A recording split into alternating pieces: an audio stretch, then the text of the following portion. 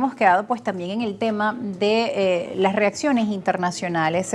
Potencias como Rusia y China enviaron gestos de solidaridad hacia Venezuela y para compartir con ustedes, para entrar en contexto, vamos a ver las declaraciones del canciller de Rusia, Sergei Lavrov, quien decía lo siguiente hacia Venezuela a través de un comunicado. Solidaridad con el gobierno de Venezuela y respaldo a los esfuerzos por defender la soberanía nacional. Rusia busca garantizar la estabilidad institucional. Durante esta conversación, tanto Rusia como Venezuela confirmaron su disposición a continuar fortaleciendo las relaciones bilaterales de asociación estratégica, expresando así su solidaridad con el gobierno de Venezuela. Entre tanto, China pues también había expresado su preocupación ante las amenazas de Estados Unidos y nuevamente hacen una nueva declaratoria.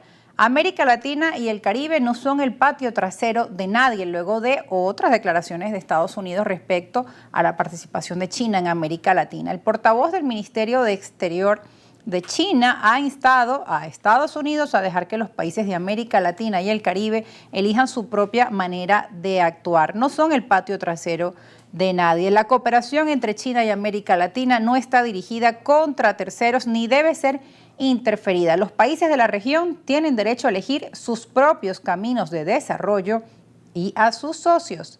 Estados Unidos debería dejar de generar discordia, generar conflictos y en cambio tomar más medidas concretas para el desarrollo de los países de América Latina y el Caribe. También recientemente una reunión de los países de la Comunidad de Estados Latinoamericanos y Caribeños, una reunión de los países ALBA, también manifestando su preocupación por esta advertencia de Estados Unidos hacia Venezuela. Repito, el gobierno de Maduro ha sabido utilizar esta circunstancia para su provecho, para reposicionarse. Recordemos que la última confrontación a nivel internacional que dio el gobierno de Maduro estaba centrada en el tema del Esequibo y en ese momento se vio que el gobierno de Maduro estaba en una soledad espantosa. El gobierno de Maduro se enfrentaba no solamente a Guyana, sino a Guyana, a Inglaterra, a Estados Unidos, a Cuba, a los países del CARICOM, a todos. Entonces pasa de aquella soledad espantosa a tener en su esquina nada más y nada menos que a Rusia y China para empezar.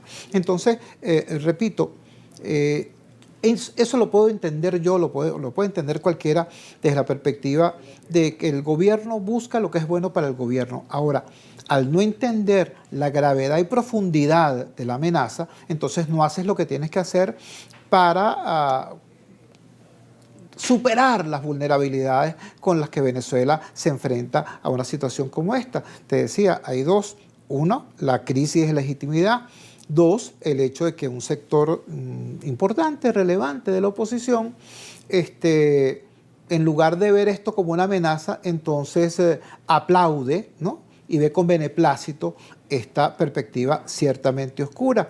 Y yo ahí distingo dos niveles. Uno, la dirigencia. La dirigencia que hace eso me parece ciertamente irresponsable. Ciertamente irresponsable. Pero también hay un sector de la población que por ansiedad, por inmadurez política, por hastío, ¿no? Por querer encontrar una solución rápida y fácil, ¿no? a una realidad que es compleja y difícil, entonces dicen, bueno, vamos a tomarnos esto a la deportiva. Y entonces están prácticamente que sí, comprando cotufas, esperando el momento, ¿no? Como además un sector de la dirigencia le está diciendo va a pasar, entonces están esperando lo que supuestamente va a pasar, como que si fuera un espectáculo o el estreno de una película. Por un lado eso, y por otro lado yo creo que la mayoría de la población ausente de esto. Sumergida en sus propios problemas, Chugo. Dedicada a la sobrevivencia. Cuando yo digo dedicado a la sobrevivencia, de repente hay gente que se imagina pues, a personas hurgando en la basura para comer. No, no necesariamente eso.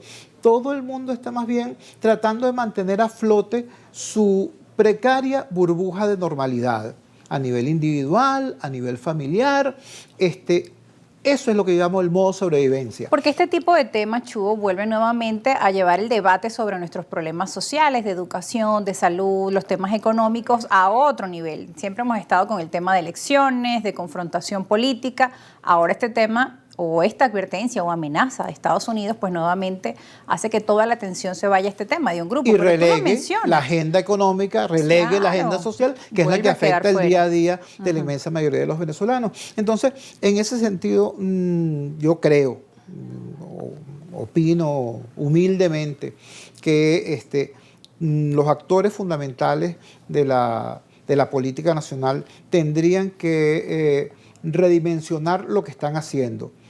Voy a poner un ejemplo concreto. A mí me parece un gesto positivo, ¿no? La cita que hizo el señor Maduro en su alocución de aquel famoso párrafo de Cipriano Castro. Y luego que eso fuera acompañado por la decisión de liberar a 13 presos políticos. Me parece un gesto importante, pero a estas alturas, siendo tan grave la situación, no basta con gestos. Aquí hace falta una conducta, aquí hace falta la construcción de un conjunto de consensos políticos, sí, pero también militares, también sociales y económicos que permitan replantear el panorama político venezolano para que un gobierno que pueda así entonces convocar a la unidad nacional sea un elemento no de confrontación, sino de disuasión efectiva de la amenaza externa. Eso, repito, no es sencillo. No es sencillo, no es algo así como que digamos, bueno, vale, vamos a nombrar un nuevo CNE y vamos a hacer elecciones.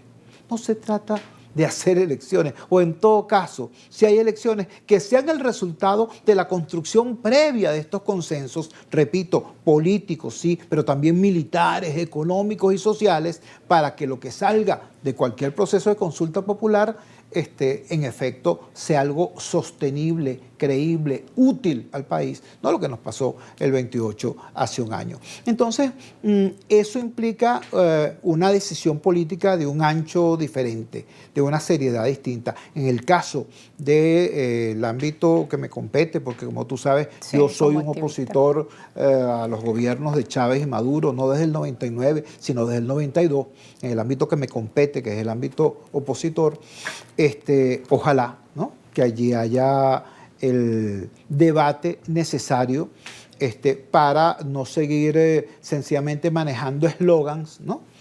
Porque podemos pasar como aquel cuento de la famosa consigna aquella de Guaidó hasta el final. De elecciones libres. Exacto, y de allí hasta el final, y hasta el final va a pasar. Y de frase cohete en frase cohete no se llega a ninguna parte. Yo creo que todas las personas y todas las organizaciones y todos los movimientos sociales que queremos un cambio democrático en el país y que está probado que somos una mayoría social, hasta ahora incapaz de transformar esta mayoría social en poder político, pero somos una mayoría social, tenemos que también ir al encuentro de ese proceso de recomposición del cuadro político. Yo sé que en este momento esto que yo estoy diciendo se parece mucho a la ciencia ficción, lo sé. Pero la necesidad obliga, y la necesidad es la partera de la historia.